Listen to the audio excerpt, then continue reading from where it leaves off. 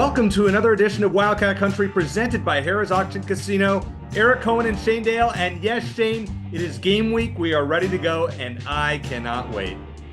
It is a bit surreal, is it not? It is. It is. You know, I kind of have mixed feelings about the season starting again because we left last season with such good feelings in our hearts. I mean, obviously that subsided a bit when Jed Fish decided to leave, but you know, they're riding a 7-game winning streak. Everything was going great, and now it's like, I guess it's part of being an Arizona football fan. I have that feeling of dread, like what's going to go wrong. I mean, certainly that you look at their schedule and there are 2 games that they should win to start the season, but you know, it's this. I don't know if you call it a pessimist or a realist or a combination there, but I'm excited, but also a bit wary of things starting up again because you just never know how your heart's going to be broken.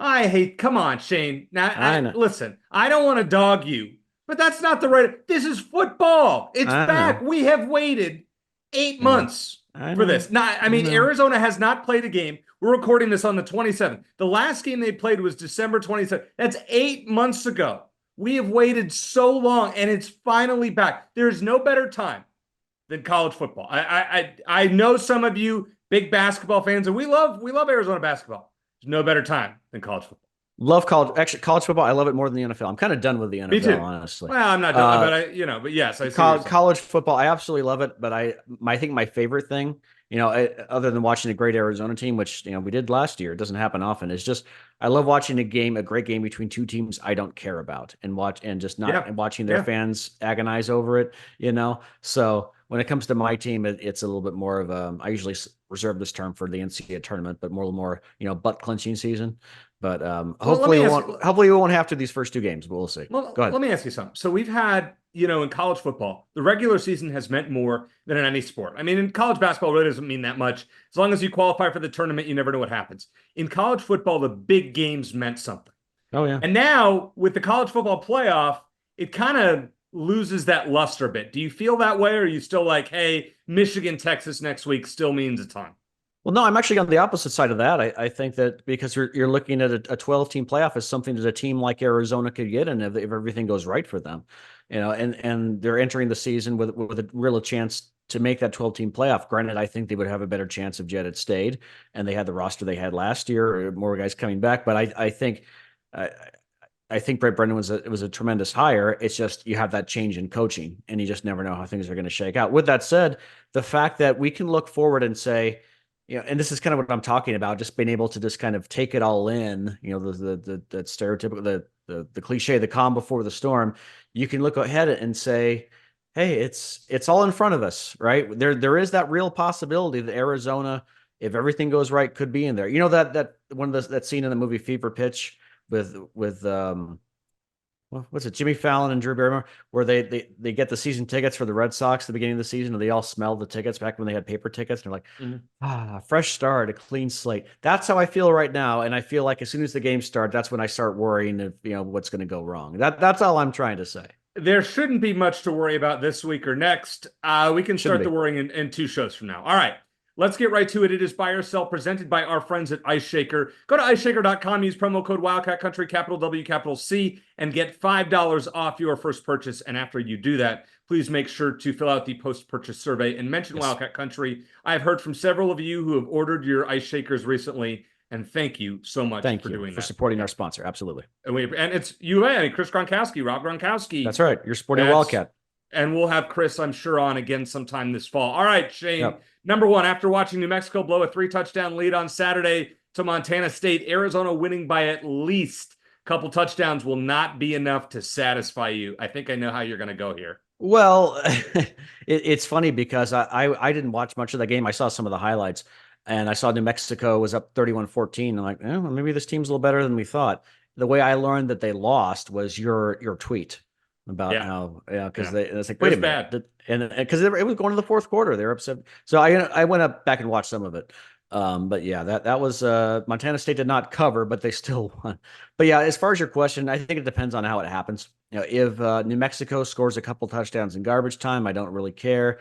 And honestly, a closer than it should have been type of win in week 1 isn't the worst thing in the world, in my opinion. I would love if they came out clicking on all cylinders, playing like a top 25 team or better, but having a couple bumps in the road this week or next, provided that they win both games.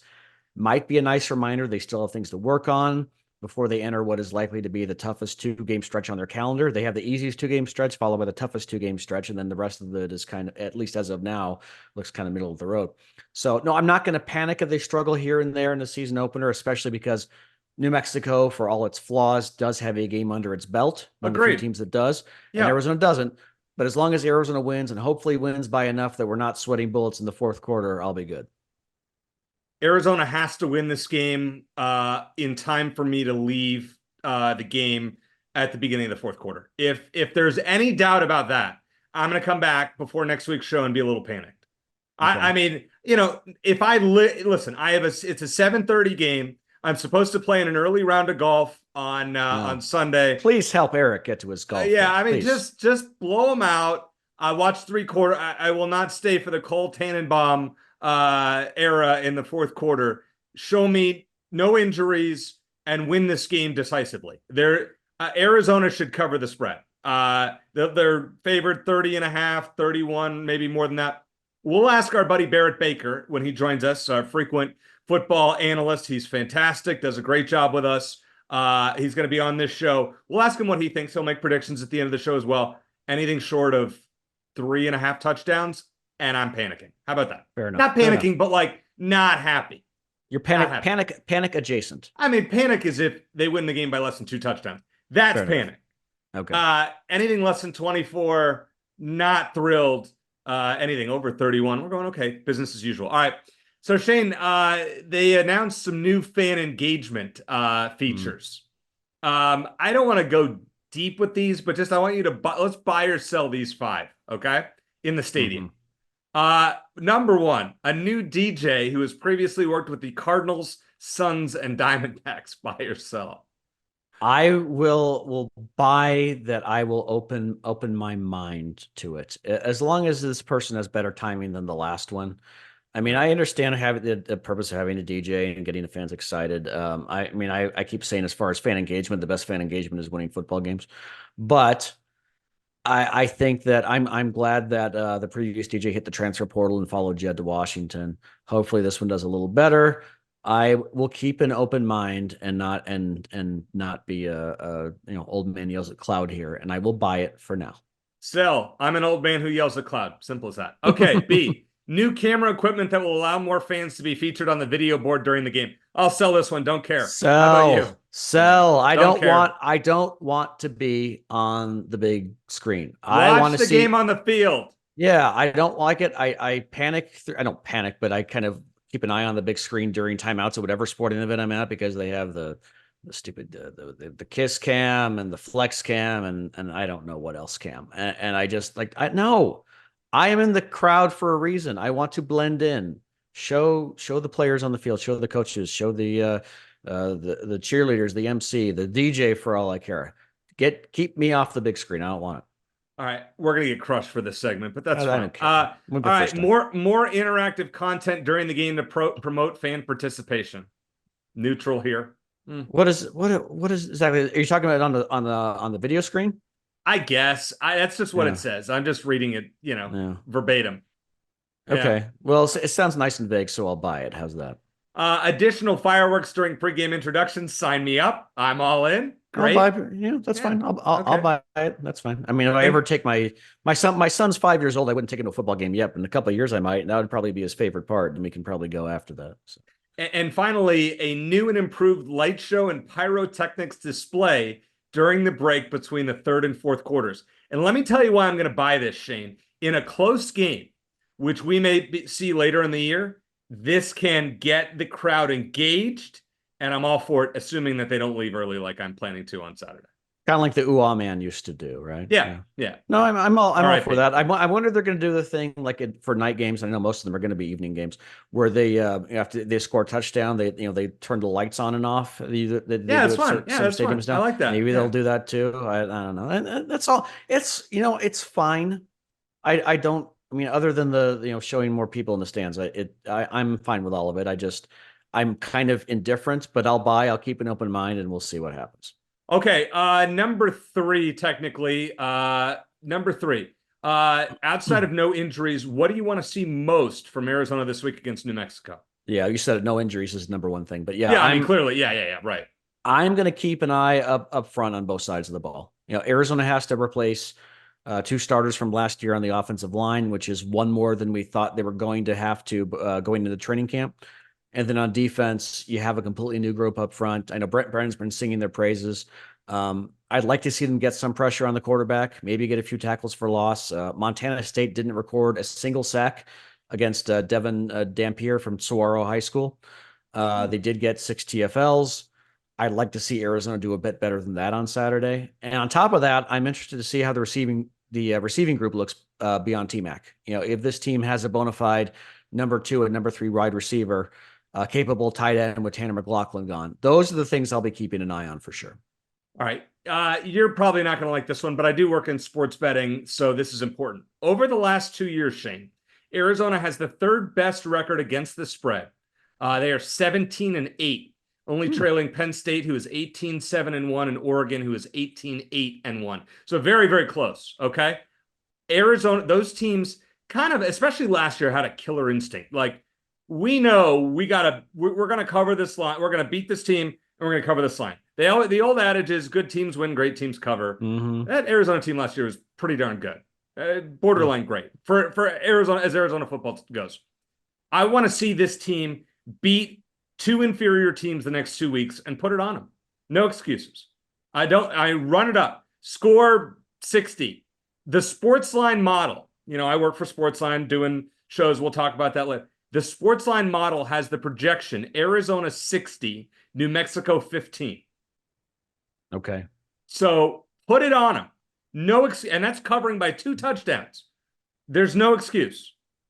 Well, so here's a random prop bet for you, just thinking about it. Okay. The over-under quarters that Noah Fifita plays. How about I set it at 2.5? Are you taking the over or under on Saturday? 3. I'll take slight over. Take the over? Okay. Yeah, play 3 quarters. Just in case. I think Arizona will be up 14-17 at halftime, and then they'll put it away in the 3rd quarter. Okay. Probably you shake some of the rust off in the first half. Yeah, I mean, they might be up 20, something like, but I think they're going to put it on them pretty good there. Okay. Let's talk about one more thing here. And I thought of this exactly after the show last week. If Arizona has a dream season, and I don't want to, I know you're going to roll your eyes at this, and they have a chance to pick their bowl game for the quarterfinal matchup, should they choose the Fiesta Bowl and play in Arizona, or should they choose the Rose Bowl in Pasadena? Well, let me ask you this. If we did an online poll asking Arizona fans, what do you think they would say? I think at least 75% would say Rose Bowl. At least. I think it'd be at least 90-10, and I would be one of them. Yeah, you want the monkey off your back. I mean, I understand wanting to see Arizona play closer. I mean, but I think about the Fiesta Bowl. I was there when they went 2014. But I want to say there is at least as many Boise State fans there, so I don't know how much that would help. But number one, I think a lot of fans would travel for the Rose Bowl specifically because it is the monkey on Arizona's back. The one thing that I kind of push aside ASU fans who talk about it because it's not like they dominated that bowl, but they do like to talk about it. And to me, it's like it's an easy question. It's almost like, would you rather Arizona win the Big 12 championship game or or go to the Final Four? I would choose the Final Four every time because that's been more elusive, and certainly Arizona's never been to Pasadena, at least not outside to play UCLA. So yeah, absolutely Rose Bowl, and I would probably find a way to make the trip. Yeah, I'm kind of not in the 90% here. Okay. I like being able. It's like a home game if you play in Arizona. Not necessarily. I mean, I've been to two. They played 2 games in Glendale in the last decade, and they had against BYU. There were more BYU fans there, and then against Boise State, there were at least as many Boise State fans. Arizona football fans are not Arizona basketball fans. If I told you Arizona against Oregon, where would you want to play the game? To me, Eric, it doesn't matter. If you give me the chance to go to the Rose Bowl, I'm playing against. And I would go as well. I mean, there's no question about that. It would be a blast. I have Fiesta Bowl tickets. I would love to see Arizona in that game. But and I think honestly, the Big Ten winner will end up in the Rose Bowl. I just kind of a tradition. I think that's what they would do. Yeah. But I mean, it would be kind of interesting just thought I'd throw that one out there. All right. Wildcat Country is proudly sponsored by Harrah's Auction Casino. We had Mike Kittner, who is the GM of Harrah's Auction, on the show last week. And so don't forget, Harrah's Auction is the only Valley casino with Caesars Rewards, the player's card that pays for Vegas and more. In fact, the reward credits you earn with Caesars Rewards can be redeemed for hotel stays, dining, and more at 50 destinations across the country, including Las Vegas, Lake Tahoe, New Orleans, and dozens of others. Sign up, play, and earn Caesars Rewards only at Harrah's Auction Casino. One card, 50 destinations to enjoy your perks. Coming up next, Barrett Baker is going to join us. We're going to talk everything Arizona football, and we will ask him about Rose Bowl or Fiesta Bowl. Maybe he'll have a different answer here on Wildcat Country.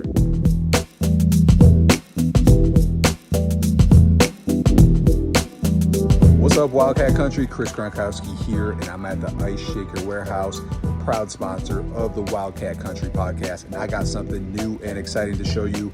We're talking about the 4D printed University of Arizona shaker bottles with the Legacy Championships on it. Check it out now at iceshaker.com. All right, Shane, we talked about it at the end of the last segment, and I'm not going to waste any time with our favorite college football analyst and Arizona analyst, Barrett Baker, from the Tucson Fire Department, joining us. We're going to get right to it because Shane and I just ended the last segment talking about this. Arizona had to choose its bowl destination. I apologize for this, Barrett. In the quarterfinals. Would you rather play in Glendale or Pasadena? Oh, you got to get out of state. You got to get to Pasadena and represent in California as well as Arizona. I mean, I know it's a little humble pie for me. I'm saying here, though, Barrett, I want to play where I think the most fans will travel. And I think a lot would go to Pasadena, but it's expensive. I think a lot from Tucson would drive right up and go to Glendale, and it would be more affordable for them. That's just my take on that. I got no problem with either one. I agree. And definitely pros and cons to both. But I just think that there's something special about taking Arizona and moving it elsewhere and then rallying that community and be able to walk around Pasadena and see all the Arizona fans and be able to throw that bear down at them. It's a fun thing to see. Barrett, I don't think I've ever asked you because you were at the Alamo Bowl. What was the ratio of Arizona to Oklahoma fans there? Oh, definitely more of the Oklahoma. And, they have their call that they did for their Oklahoma fans. But again, you see that block A, and it didn't matter where you were. You just throw up that Wildcat, you throw the bear down. It's a rallying cry for sure. But that was the beauty of beating them, is that they had a lot more people that went home sad than we would have had if the outcome had been different. But what a great game, and it was awesome. Yeah, it was a lot of fun. Eric and I and my nephew got to watch it at our place, and we were going crazy when Gunner made that return. Electric. Yeah. So, how are you feeling about this team going into the season, Barrett? What do you think going into the New Mexico game? Yeah, it's been a long time, I think, since we've had expectations that are this high, and so it's just really hard to tamp down those expectations and not just say 11 wins or bust. Because there's a lot that has to go right in order to win a double-digit type of season. I think we saw that last year. We have talent for sure, but sometimes the ball bounces your way. Sometimes you play a team that has a key injury that hurts them. Sometimes you stay healthy as your top 65 guys or so, and a lot that has to go right. And I think we had that last year, but when I look at the entirety of what we have coming back, the schedule, all of those things, the belief in the coaching staff, there's really no reason to not be very, very optimistic about what we can be this year.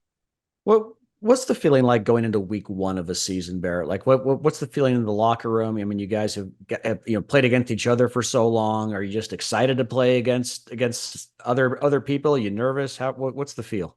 Probably all of that. You get certainly tired of hitting yourself. You get tired of seeing the same plays.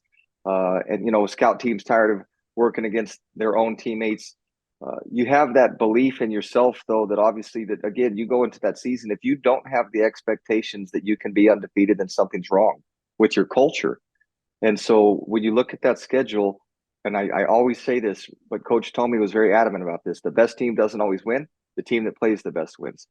So, and we've touched base on this. Does this team have the discipline internally to make sure that last year is great, but it does not matter 1% of anything about this year when it comes to taking the field for 60 minutes and making sure that you play better than the other team.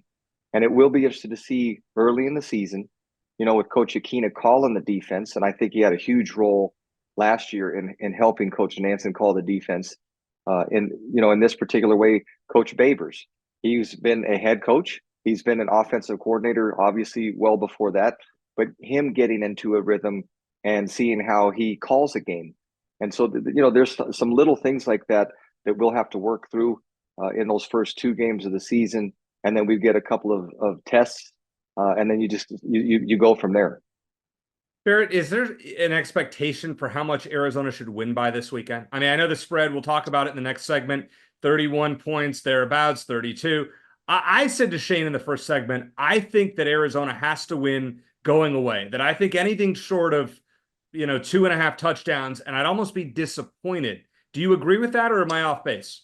There was a lot of years there in between 2005 to 2020 where I would have to justify to myself why we only won by 17 points and thinking, well, let's just wait until next week.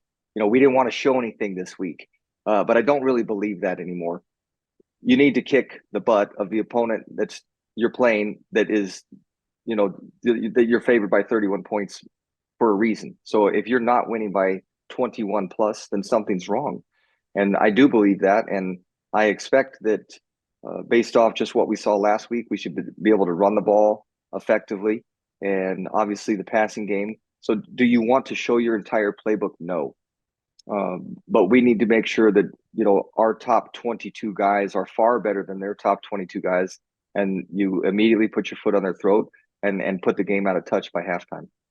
All right. This is a weird question. I've never asked you this before, and I haven't asked many former players this. When you were going into a game, did you, Coach Tomey, or the team know what a spread was or how much you were favored by going into that week?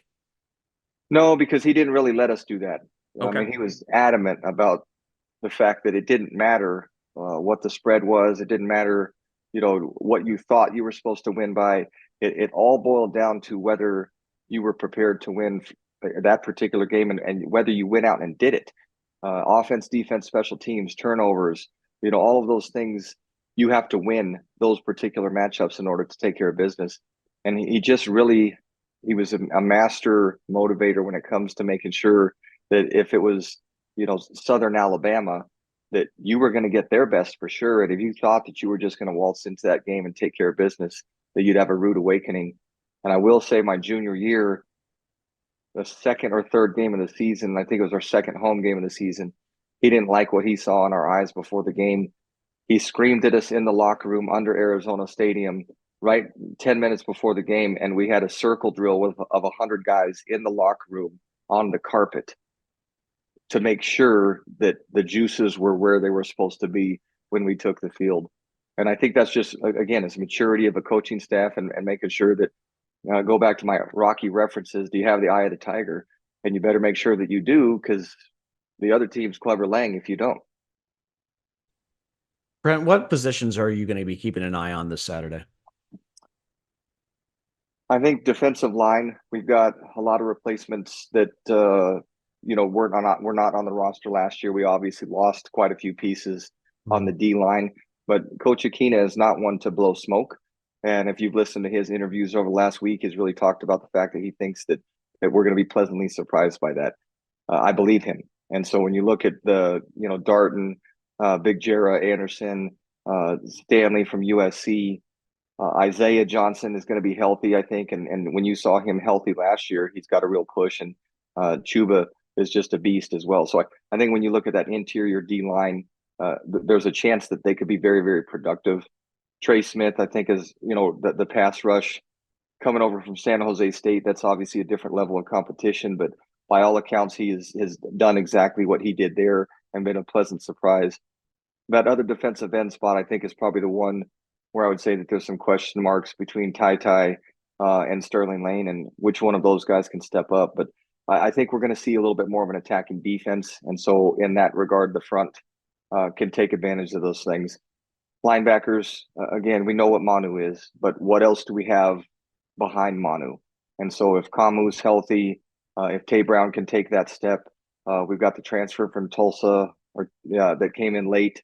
And then obviously, flow is flow, and we're running out of time there, but we'll see. But I think those are my probably two positions that I'm most intrigued with defensively. Man, the back end of that defense is solid. Offensive production at receiver, running back, all, tight end, those all look great. And I actually think the offensive line is going to be fine as well. So those just probably those two spots on the defense, the front seven there is where I'm really intrigued. Yeah, for sure. Yeah, I agree with you, especially on the defensive line. Speaking of eye of the tiger, Barrett, how much of that tiger does Brent Brennan have in him? Because he comes off as such a nice guy and almost like has this like aw shucks kind of attitude sometimes, even though I'm sure there's more layers than that. But you think going into the game, you think he's gonna like maybe is he's one to maybe kind of get the team revved up, or is he gonna leave that more to his assistants? What do you think? It'll be interesting because, in going to the practices and going to the spring football game, or excuse me, spring practices as well as fall practices, I've not seen that to where practice is stopped in the middle of it and they get a big butt chewing. But I know he has it. And, I think what I would say is this, and it's not a shot at any of these coaches because it's just personality wise. But if you ever went to practice and watched Rich Rodriguez and his level of volume and his level of just say how he communicated, how effective was that, right? To have your foot redlined on the gas the entire practice screaming at guys. And so I think when you choose to do that is far more effective. And I have no doubt that over the course of his career, 20 plus years now at many different stops and coaching under many people and now being the head guy at multiple spots, he knows what he's doing in that regard. He knows when to love and when to push the buttons. And on top of that, like you pointed out, when you've got Coach Aquina and some of those other coaches there, you don't have to always give the greatest speech in the world. You just got to make sure that they're prepared to play. And between the team leaders and one or two coaches, I think it's pretty easy to get the blood pumping. Barrett, do you last question, then we'll go on to our next segment and you'll make picks with us, and excited to hear what you think about everything. From a scheduling standpoint, do you like the ability to play these teams that you should destroy and have expectations to win by large margins in NAU next week and New Mexico this week? Or do you like opening with a tougher challenge, especially in this day and age where you want to see, how competitive your team is right away?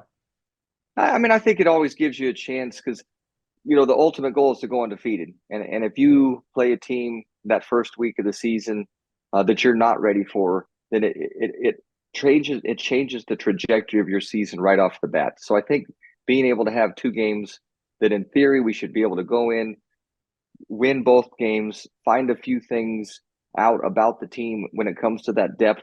Are there a couple of backups that maybe surprise, or are there a couple of starters that didn't play as well as we had hoped that they would? So I actually do believe that getting that easy win or two under the belt, it's a powerful thing because it lets the team start believing in themselves and build a little momentum before you get that test.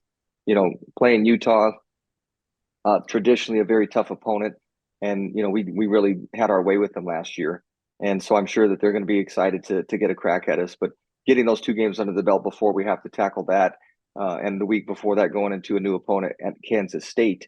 I think it'll be good to work out a few of the kinks again, just with Coach Aquina, how he's calling the game, so the players understand how he does that.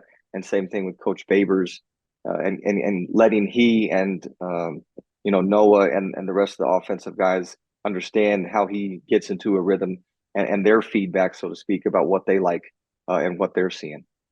Let me ask one quick follow-up. You mentioned Barrett a while ago about how, in 98 season, you all went 12-1 and everyone was expecting big things out of you guys the following year. And it was a bit of a struggle in large part because you lost a lot of leaders, not just talented guys, but just leaders on the field.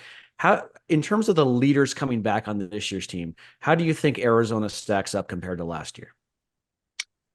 I mean, I think the off season showed a lot of our true colors with some of the folks that are supposed to be leaders. So everybody knows that, Noah Fafita is the team leader on the team because he's the quarterback. And there's a lot that goes into that.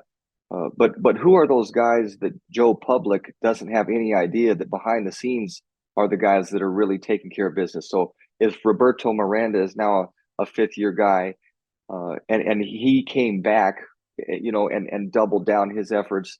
And by all accounts, is going to have a big role on the team. There's leadership in that because he stayed, he worked hard, he's healthy. Leif Magnuson, same thing there. Josh Baker, those are the folks that most people might not necessarily know their impact in the locker room, but for them to be here as long as they know what losing football is, and they know what winning football is, and they know what it takes to stay at that higher level. So I think we've got the notoriety leaders of the team, but I also think that we have enough of the under the radar leaders that have been putting in the work behind the scenes and making sure that the team goes and gives 100% during their workouts, that stays eligible academically, does all those little things that make teams win in teams. Coming up next, who is our upset special of the week? We're adding a wrinkle to our picks. It's back. But college football picks, I cannot wait here in Wildcat Country.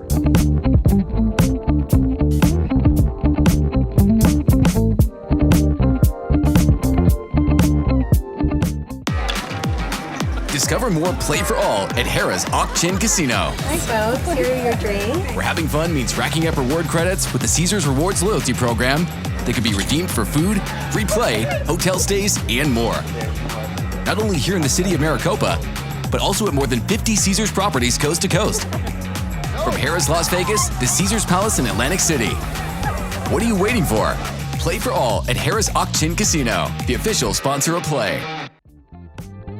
All right, Shane, we're switching it up as far as the scoring for picks this year. Now, I captured the champion. Well, all right, I beat you narrowly last year. And Barrett contributed well, but now we're going to have a scoring system for everyone that comes and does picks. May not be every week, but I'm sure Barrett will be on enough that he can be a part of this. You get 1 point for a correct spread pick. You get 1 point for an upset special cover, and 1 point if they win outright, and the Arizona game is worth 2.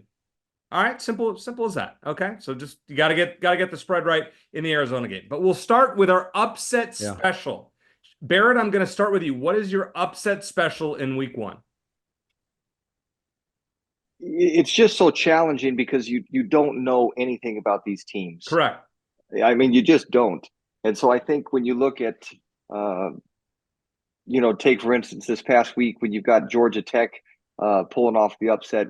When you go across the pond against Florida State, it's just tough to know. So I wouldn't reach too far. I think out of the games that we've talked about, probably just something like, and I don't know if I'm allowed to do this, but, sure. ASU, right, favored against Wyoming, but you got a Mountain West school that I think is under the radar. It's been a very, very productive team for the last several years.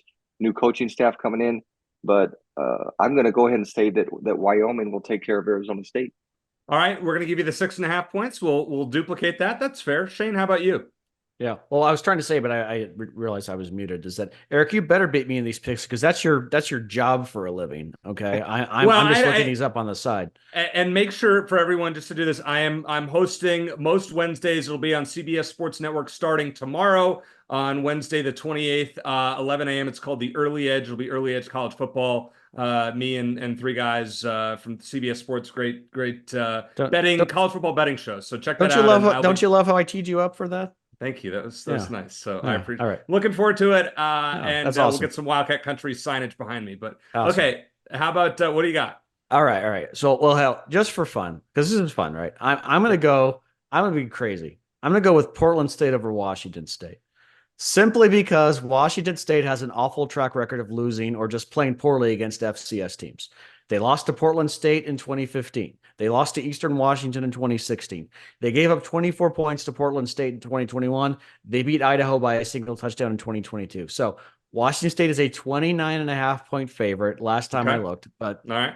So what? Let's have some fun. I'm going to roll with Portland State. All right. I listen. If you get that, I'll give you 5 points. Yes. If you hit a big one. All right. Here's another one, and I'm going to take Miami of Ohio at Northwestern. They're a 3-point underdog. Northwestern playing in a pop-up stadium next to Lake Michigan. Yeah, I mean, Miami of Ohio, I think, is the best team in the MAC. Northwestern had a great year last year. Don't think they will last. This year, I think Miami of Ohio and their senior quarterback, Brett Gabbert, pulls the upset. All right, I'm going to start with this one because this was almost my upset pick. North Dakota State at Colorado, who is a 9.5-point favorite. You know what, Shane? I got a stat for you. I think it's of the last 7 games that North Dakota State has played against FBS teams. How many have they won? I'm sorry, the last how many? Of the last 7 games against last 7. Barrett, you say 4 or you say 5? Barrett says 4. This is 5. Okay, I'll say 4 then to be different. How about 6? 6 out of 7. Do you know who the only team to have beaten? That's right, Arizona a few years ago. Okay, in a tough one. Yeah, that was a tough game. Colorado is giving 9.5 points to North Dakota State. I think North Dakota State wins the game outright, so I'll gladly take the 9.5. How about you, Shane? If this was the North Dakota State team we saw 3 or 4 years ago, or even just a couple of years ago, I'd probably take them to win outright. But it's not quite that. They're still a very good FCS team, but I think, and I say this unfortunately because I'd love to see it, but I think Colorado wins and probably covers. They're still not an elite team. They have a lot of new pieces. But as much as Colorado is overhyped and overcovered by the press that complains about them so much, Shedeur Sanders is the real deal. And I think he'll do enough to help Colorado win at home by at least 10 points. Barrett, how about you? I would agree with that. I just don't think that North Dakota State is quite the program that they were, between the last, say, going back 10 years all the way to 3 years ago. They had filtered through several coaches that had success there. But I think that all of a sudden you're starting to see, again, I don't even think they made it to the semifinals of the FCS championship last year. So I think they've fallen off a little bit. And Colorado certainly has the talent there at home. And I think that they are probably hungry. And so I'll go with Colorado to cover.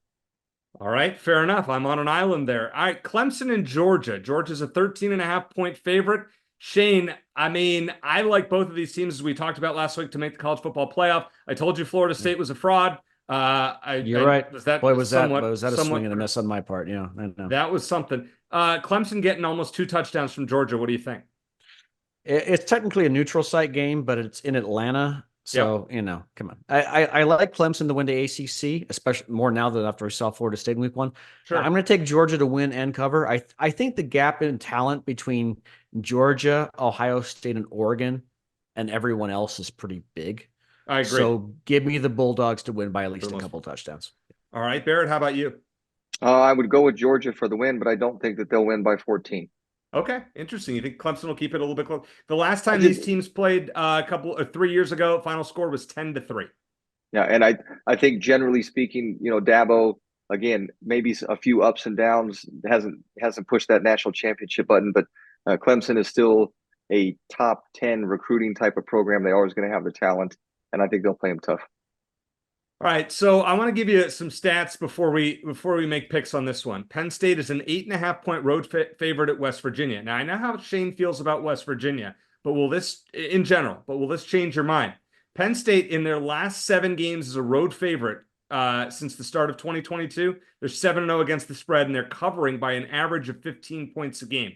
West Virginia is 0-4 against the spread in their last 4 against AP-ranked opponents. Now they're getting 8.5 at home against a top 10 ranked Penn State team. How do you feel about it, Shane? We think about that, Shane. Yeah, well, I'm going to be stubborn and stick with my pick, which you probably knew was coming. Like you alluded to, West Virginia is probably my sleeper pick to win the Big 12. I'm not going to pick them to win, but I think that they could.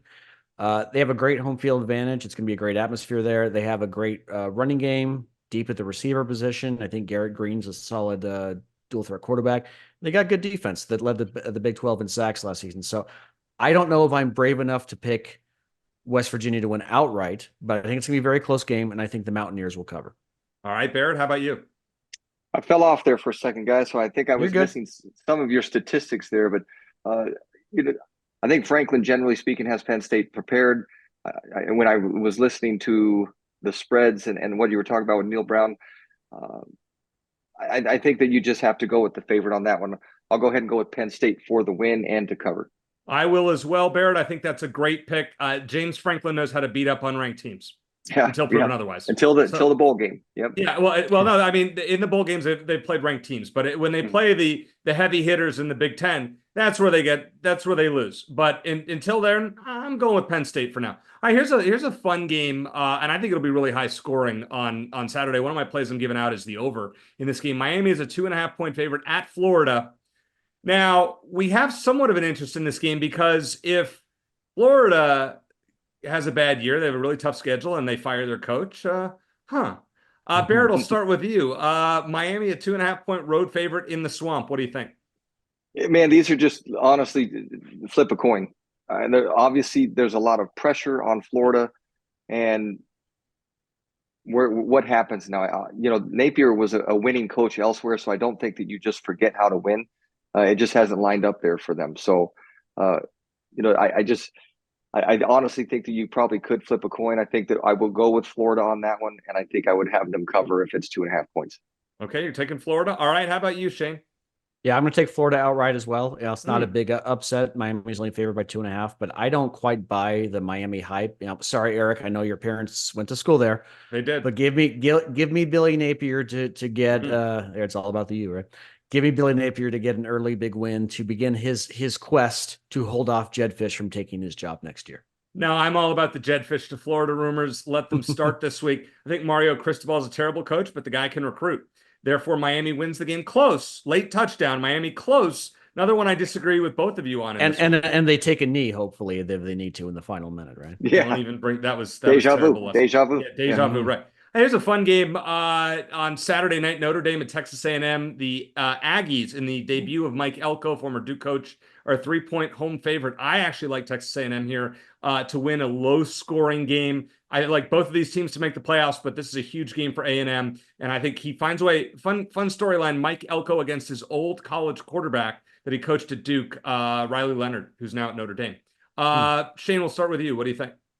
I just realized how many underdogs I have to win outright, but I'm going to go with Notre Dame to cover and win. I think they're the better team, especially on defense. I think they're a college football playoff team. I know A&M's at home, but as far as being able to compete with a team like Notre Dame or some of the other top teams in the SEC, I don't believe it when I see it with A&M. So give me the Irish. All right, Barrett, how about you? Yeah, I'm not sure why, but I think I've just kind of become an anti-Texas A&M guy. They just every year, time and again, top recruiting classes, so many resources that they can throw at the entire state of Texas and the country. So I'm a little biased there. I actually don't mind their new head coach. I think he's obviously shown that he can win. But I think that the culture at Notre Dame and kind of what they're building there will probably win out on this one. So I'll copy Shane. All right, I'm on an island in that one. Here's a good one in Las Vegas on Sunday night. LSU is a 4.5-point favorite against USC. Barrett, we'll start with you on this one. I really am torn on this game. Until USC can show the country that they can play physical football and not get beat by an SEC team, then I have to go with LSU. Okay. And I don't really have much of an allegiance to USC anymore, so I don't even feel bad about that. But same thing. They're the West Coast version of Texas A&M, where they constantly get the 4 and the 5-star talent. I think Lincoln Riley is obviously a very good coach, but on a defensive aspect of things, I don't think that they know how to play physical football for 4 quarters against somebody that's more physical than them. Shane, LSU has lost their last 4 season openers outright. The last time they won a season opener, Joe Burrow was quarterbacking for LSU. Does that change your mind or no? Well, no, mainly because of their opponent, like Barrett said. I think it was Brett McMurphy put out something on how like the 10 most overrated teams based on their preseason ranking of the AP poll to the end of the season over the last decade or so, and USC was number 2, I think, on that list. Arizona was actually on the other side; they were one of the more underrated, which was interesting. But yeah, going along with Barrett's thinking, I'm going to take LSU to win and cover. I think they're the better team up front on both sides of the ball. Better up front, offensive line, defensive line. I think they win by a couple of touchdowns. LSU wins in a really close game. Heartbreaker for USC, a 3-point game. So I like USC to cover. I may regret this pick later. I'm not going to put money on it, but we're going to, probably will of some kind, but not that much. And I think it's going to be a close game. Lower scoring, the over under 63.5. I think you're going to see improved defenses from both LSU and USC with two new defensive coordinators. All right. Barrett, you made your pick earlier. You like Wyoming to win outright against ASU, getting 6.5. Any further thoughts on that? I just think when you play Wyoming, they're a blue collar lunch pail program, and their job is to go in there and beat the team that didn't recruit them out of high school. And I think that's what their program is based off of. And when you get an opportunity to knock off that, Big 12 school that has been a Pac-12 school that's on the West Coast, and, potentially some of those players that thought that they were ASU's type of level, and instead they're at Wyoming. So they're going to come in there hungry, and they're going to try to tell everybody that, they belong on that big stage. They've been a very good program for a long time.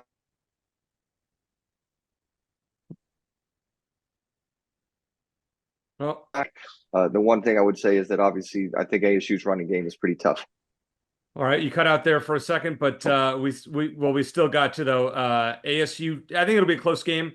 I think Wyoming covers and ASU wins by 3 or 4 points. How about you, Shane? Yeah, I kind of agree. I think this is an interesting line. Wyoming's coach did retire after last season. They have a lot of returning players from that team that won 9 games. ASU's in year 2 of a rebuild. I think this is going to be one of the more entertaining games of the day, even if it's not the prettiest football. I agree with you, Eric. Give me ASU to win by a field goal maybe, but not to cover the spread. Fair enough. And then finally, on Saturday night at 7:30 at Arizona Stadium, can you believe football is back? All right, Barrett, here's your chance. Give us a score prediction and just a few thoughts on what we'll see on Saturday night. I like Brock Mendenhall a lot. I think he's an exceptional coach that has won at multiple programs, obviously with BYU and Virginia. And I think that he'll win at New Mexico. I think them playing last week is obviously going to be more beneficial for us because we can see a little bit about, their schemes, what they do on offense, what they do on defense. They don't know what we're going to do. So with our talent level coming back and the element of surprise, packed house at Arizona Stadium, I expect us to take care of business. So much so that I think that we could get into a 54-17 type of game here. Okay. All right. Fair enough. Interesting prediction that you have there. Shane, how about you? Well, Arizona knows how to beat Bronco Mendenhall. Remember the 2008 Las Vegas Bowl? Yeah. But a little while ago, but still, yeah, I think Arizona wins reasonably comfortably. I generally don't like taking covers when they're this high. I might be more tempted if New Mexico hadn't already played a game. But even if Arizona takes a 40-point lead going into the fourth quarter, New Mexico could end up with some sort of backdoor cover. You look at what Montana State did to New Mexico in the running game. They had 2 running backs to rush for over 140 or 100, like one rush for 140 yards, the other rush for like 160 something. So, Krosky, Merritt, and Conley and Speedy Luke got to be licking their chops. I don't think Noah's going to have to do much in this game. I think Arizona wins somewhere in the 48-21 range. T-Mac scores a touchdown. Krosky, Merritt reels off a couple big runs, and the starters hopefully stay healthy and sit most of the second half. Barrett had 54-17 for Arizona winning. I have Arizona at 51-17 winning by 34. I think New Mexico gets Arizona scores once in the fourth quarter, so does New Mexico, but I think the Wildcats cover, continue their impressive against the spread record that Shane and I talked about a little bit earlier in the show. 3rd best team in the country, Barrett, over the last 2 years in covering the spread. And as the old adage goes, and I will say it many times on this show throughout the year, good teams win, great teams cover. You can't argue with that. But Barrett, always glad to have you on the show. I have a feeling we'll be seeing you within the next couple weeks before the Kansas State game. You are our favorite college football analyst to talk with and a loyal Wildcat. So we always appreciate having you on. For Shane Dale, I'm Eric Cohen. Thanks for listening. And as always, bear down.